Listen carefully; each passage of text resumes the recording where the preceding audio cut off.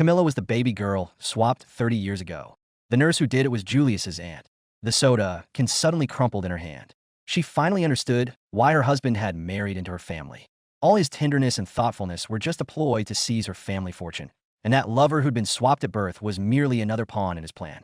Valeria pulled her mother's cashmere shawl tighter around her shoulders. The cold air from the central air conditioning in the Vienna private hospital pricked her neck like fine needles. She glanced at the thermostat on the wall, 28 degrees Celsius, and tapped her fingernails lightly along the edge of the prenatal checkup appointment slip. As the pearl-colored nail polish brushed the name Sophia von Klein, she suddenly remembered how Julius's thumb had grazed the same words that morning when he'd opened the car door for her. "Don't be nervous. It's just a routine checkup." Sophia patted her daughter's hand. Her platinum handbag slipped from her lap to the marble floor, and the dull thud of the crocodile skin against the ground made an intern at the distant nurse's station scurry over. But Valeria had already bent down first. When her fingers touched the bottom of the bag, she felt a fresh scratch, its curve matching the one she'd noticed on Julius's suit pants that morning. The elevator dinged open, and the gust of air slid Valeria's Gucci sunglasses down her nose. As she lifted her hand to push them back, her gaze froze at the end of the corridor. The tall, straight figure supporting a pregnant woman had a light brown scar on the back of his neck, the exact shape she'd kissed that morning. Julius's right hand was pressed against the young woman's waist, and his left hand held a prenatal care manual emblazoned with the hospital's logo. A corner of a pink silk scarf peeked out from the manual, identical to the one she'd found in her husband's suit inner pocket the day before. "What's wrong, darling?" Sophia followed her daughter's rigid gaze. The sun shone brightly outside the glass curtain wall. Julius squatted down to tie the laces of the blonde woman's white canvas shoes, and the wedding ring on his ring finger glinted coldly in the light, just like it had 5 years ago, when he'd slipped it onto her finger in front of the priest. Valeria's nails dug into her palm. The pain reminded her of the morning last week, when Julius had said he was going on a business trip to Zurich. He'd squatted down the same way then, placing her slippers by her feet, and said, "I'll bring you chocolate when I get back." The red light on the surveillance camera at the end of the corridor flickered, capturing the tenderness in his eyes as he took the ultrasound report from the nurse, a tenderness she'd never seen before. "I need to use the restroom." She heard her own voice, as if dipped in ice water, her breath carrying a chill.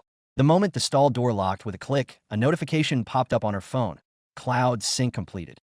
The latest photo was the conference room snapshot Julius had sent that morning, with the distinctive dark blue logo of the Zurich branch visible through the blinds. But she clearly remembered, when she'd packed his suitcase that morning, she'd seen no documents bearing the branch's logo. She turned the faucet on full blast, cold water rushing over her trembling wrists. The woman in the mirror had a flawless makeup look, her lipstick the chestnut beige he loved most, just like the 5-year marriage she'd maintained, seemingly perfect. The door suddenly trembled at the sound of laughter in the corridor, and a sweet German accent hung in the air. "Mr. Julius is so thoughtful, nicer than anyone I've ever known." It was Camilla. Valeria gripped the edge of the sink tightly. Images from the board of directors' dinner last month flooded her mind. The new blonde girl from the marketing department who'd accidentally bumped into Julius, saying "sorry, sir," in the same tone. She hadn't paid much attention then, but now she noticed the pearl brooch pinned to the girl's collar, the same one Julius had said he'd lost on her birthday last year. When she returned to the waiting area, a nurse handed her a glass of warm water, the fingerprints on the rim clearly visible. "You look pale. Do you need a rest?" Valeria took the glass, her eyes falling on the computer screen at the nurse's station. The surveillance footage from the VIP obstetrics corridor was playing on a loop. Julius raised his hand to rub his waist, a movement that made her stomach twist. He'd broken his waist skiing in the Alps last year, and had made that gesture whenever he was tired. But he'd said that during his time in Zurich, he'd been working from the hotel every day, very relaxed. "No, thank you." She unlocked her phone, her fingers moving slower than usual. In the recently deleted folder of her photo album, there was still the family portrait from her daughter's birthday dinner 3 days ago. In the photo, Julius was holding Emma as she blew out the candles, his wedding ring shining brightly in the candlelight. She paused for a moment, then tapped permanently delete. The hospital's revolving door sliced the sunlight into fragments. Valeria watched as her mother got into the black car, then turned toward the security office. "Could you pull up the surveillance footage from the third-floor corridor at 9:15 a.m.? She took off her sunglasses, her eyelashes casting sharp shadows on her cheekbones. "The man in the video is my husband." As the security guard hesitated to click his mouse, she quietly turned on the recording function. On the screen, Julius was handing a thermos to Camilla, his lip movements clear. "Be careful, it's hot. You can't drink cold things now." This was the 7th time that month he'd used the same tone to remind Emma to drink warm milk. Every time, Emma would frown and say, "Daddy is more naggy than mommy. Copying requires the supervisor's approval, madam." Before the security guard could finish speaking, Valeria had already raised her phone and pressed the shutter button, capturing the screen. The hospital logo and timestamp were clearly visible in the corner of the photo, just like the dates she'd marked in red in her notes. Everyday Julius had claimed to be in Zurich for meetings. The surveillance camera in the parking lot recorded her trembling shoulders, but when she dialed Lynn's number, her voice was as steady as if discussing a golf date for the next day. "Lynn, immediately freeze all joint accounts between Julius and me. All of them, including the trust fund in the Swiss bank." The breath on the other end of the line suddenly hitched. "Are you sure you want to do this now? The board is voting on the Asia-Pacific merger and acquisition case next week, and he holds 30% of the emergency voting rights." Valeria unconsciously rubbed the edge of her phone. The screen still displayed the surveillance photo. Julius leaning over to adjust Camilla's hair, his fingertips brushing her earlobe. It was a gesture he'd only made when he was courting her. "Execute it immediately," she heard herself say, her voice rough as if sanded. "If he dares to use the voting rights to threaten, send the surveillance footage from this morning to his competitors." The barrier at the parking lot exit slowly lifted. In the rearview mirror, the security office was still lit. The car screen suddenly popped up with an incoming call from Julius. His profile pictured the photo they'd taken in Santorini last year. Her leaning on his shoulder, the sea behind them as blue as a gem. Valeria pressed the mute button. As the red light turned green, she opened her cloud album. In recently deleted, lay the surveillance photo she'd taken 17 minutes earlier. She zoomed in. The pink silk scarf peeking out of Julius's suit inner pocket was identical in pattern to the one Camilla was wearing around her neck that day. "Don't alert him yet." Lynn sent an encrypted folder. "Check out this Camilla Hoffman. Her personnel file shows she was transferred to the sales department 3 months ago, recommended by Julius's uncle's company." Attached was a reimbursement slip for an Hermes silk scarf, dated the 12th of last month. The day Julius had said he was accompanying a client in Munich and had sent her a photo of the Munich cathedral at night. The steering wheel suddenly felt slippery. Valeria realized her palms were soaked in sweat. When the navigation prompted her to turn right, she abruptly swerved into a convenience store parking lot. The cold air from the freezer hit her face, and the water droplets condensing on the aluminum soda dripped onto her wrist, as cold as the breath Julius had exhaled when he'd kissed her goodbye that morning. He'd said, "Wait for me to come back then," and she'd hugged him, smelling an unfamiliar rose perfume on his suit. He'd said, "It's from a client. 1 lemon flavor, please." She placed the money on the counter, and the change clinked as the cashier set it down. Her phone lit up. Lynn had just sent a photo of Camilla's employee ID. The girl's bright smile was glaring, and the dimples at the corners of her mouth suddenly reminded Valeria of something. At the charity dinner last month, this blonde girl had accidentally spilled red wine on Julius's shirt. When she'd handed him a tissue, the girl had looked up and smiled, with the same dimples. "Need a bag?" the cashier asked. Valeria shook her head, her nails digging into the soda can's pull tab. The crumpling sound startled a stray cat in the corner, which shrank back, just like her heart, constricted into a tight ball in her chest. All those coincidences she'd thought nothing and were actually premeditated all along. Back in the car, a new message popped up on her daughter's kindergarten app. In the parents group, Julius had liked a photo of the arts and craft class the teacher had posted 2 hours earlier. In the photo, Emma was holding a cardboard with a family portrait drawn on it, smiling happily. Valeria clicked on the details. The location showed the Zurich branch, identical to the background of the conference room photo Julius had sent that morning. But she clearly remembered when she dropped Emma off at kindergarten that morning, the teacher had said, "Mr. Julius hasn't been here in a long time. Emma keeps asking when Daddy will come." Her phone vibrated. Lynn's message came with 3 exclamation marks. "Found it. Camilla's prenatal checkup appointment last week was made using your family medical insurance card." The attached medical record had Julius's name in the spouse accompanying column, and the appointment time was last Saturday, the day Julius had said, "I'm playing golf with a client, won't be home for dinner." The car clock jumped to 16:23. Usually at this time, Julius would send a message asking, "What do you want for dinner?" Valeria opened her social media. He'd updated his status 10 minutes ago, a photo of swans by the Zurich lake, captioned, "Missing the warmth of home." She zoomed in on the photo. In the swan's reflection, she could see the profile of a blonde woman leaning against him. Bastard. She bit open the soda can, the bubbles bursting on her tongue, bitter enough to make her eyes water. Her photo album suddenly popped up with the "On this day, last year" reminder. The image showed Julius holding Emma as she blew out the candles, his wedding ring shining brightly in the candlelight. That day, he'd said, "The luckiest thing in my life is marrying you and having Emma." Lynn's video call request popped up. When Valeria answered, she deliberately pointed the camera at the car's screen, The navigation destination had been changed to the headquarters building of Vienna Global Technology. The board is voting on the merger and acquisition case tomorrow, right? Her voice was soft. I'm going to be there. Lynn's earrings swayed in the camera, annoying her. Are you crazy? Exposing this now might make him desperate and transfer more assets. He's already transferring them. Valeria opened her banking app. The latest transaction record showed that a transfer of 2 million euros had been blocked that morning at 10 a.m. The recipient account was in the Cayman Islands, under a name she didn't recognize. But Lynn had checked. It belonged to a distant relative of Camilla's. I want the directors to see what kind of CEO they trust, how he uses the company's money to support his lover and deceive his wife. The windshield wipers suddenly turned on, sweeping away the pouring rain. Valeria turned off the stereo. The song playing, La Vie en Rose, had been their first dance at their wedding. Now it sounded nothing but ironic. She reached for a tissue, but pulled out a mint candy from the storage compartment. Julius had always said he'd eat one before kissing her, claiming mint is refreshing. But that morning, when he'd kissed her, his mouth hadn't tasted of mint, only a faint rose scent. Her phone vibrated. It was a message from her mother. The test results are good, don't worry. Attached was a photo of the hallway at home. Julius's golf bag was standing next to the umbrella stand, and a corner of a pink silk scarf peeked out from the side pocket, the same style as the one around Camilla's neck. Valeria zoomed in on the photo. Hanging from the bag zipper was a small golf ball marker, engraved with CH. Camilla Hoffman's initials. Are you here yet? I'm waiting for you at the cafe, downstairs from the group. Lynn sent a location. I just found out Camilla's apartment was bought with Vienna Global Technology's Client Development Fund, paid for by Julius's personal assistant. Valeria took a deep breath and started the car. A silver Porsche was stopped at the red light. She recognized the license plate. It was the prize Julius had given to the salesperson of the year last month. At the time, he'd said, "This year's champion is excellent. They deserve a good reward." Now she knew that excellent champion was Camilla. The car window had a parking pass from the hospital stuck to it. She raised her phone, the sound of continuous focusing drowned out by the rain. In the photo, a prenatal care manual with the hospital's logo was lying on the passenger seat, identical to the one Julius had been holding that morning.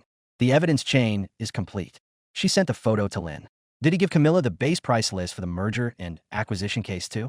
Lynn replied quickly, "Checking now, but I just got something more important. The 3 equity documents from your mother's safe were taken by Julius. He went to the notary public yesterday, trying to transfer the equity to his own name. Fortunately, the notary is an old friend of your mother's and secretly notified us." Valeria's fingers paused. Those 3 equity documents had been left to her by her father, who'd said, "This is your foundation in the company. Don't give it to anyone." She remembered. Last month, Julius had said, "The company needs funds to turn over. Temporarily transfer the equity to my name to make it easier to operate." She'd hesitated then, and he'd added, "We're husband and wife. What's mine is yours." It turned out he'd been planning to seize everything of hers since then. The glass curtain wall of the group building reflected her figure. Raindrops dripped from her hair onto her collarbone, cold as ice. Valeria straightened her coat and opened the car door. She was going to take back what belonged to her and make Julius pay for his lies. As she walked into the lobby, the receptionist recognized her. "Madam, are you here to see Mr. CEO?" He was in his office just now. "I'm here to see the board of directors." Valeria's voice was steady. "Could you please inform them that Valeria von Klein has important evidence regarding the merger and acquisition case to submit?" The receptionist looked stunned, but still dialed the board secretary's phone. Valeria stood under the crystal chandelier in the lobby, looking at her reflection. Her makeup was still flawless, but there was no longer the tenderness in her eyes, only a cold, unshakable resolve. When the elevator doors opened, she saw Julius's assistant rushing over in a panic. "Madam, what are you doing here? Mr. CEO said you're not feeling well today and told you to rest at home." "I'm fine." Valeria walked around him and entered the elevator. "Could you tell Julius that what he owes me is due today?" The elevator numbers kept rising. Valeria held her phone, and the screen displayed the message Lynn had just sent. "Camilla's birth family has just issued a statement saying that their child was swapped at St. Anna Hospital 30 years ago, and they have severed ties with Camilla." Attached was a scanned copy of a yellowed newspaper with the headline, "Power Outage in St. Anna Hospital Delivery Room. 2 baby girls swapped." The newspaper date was 30 years ago, exactly the year she and Camilla had been born. Valeria's heart skipped a beat.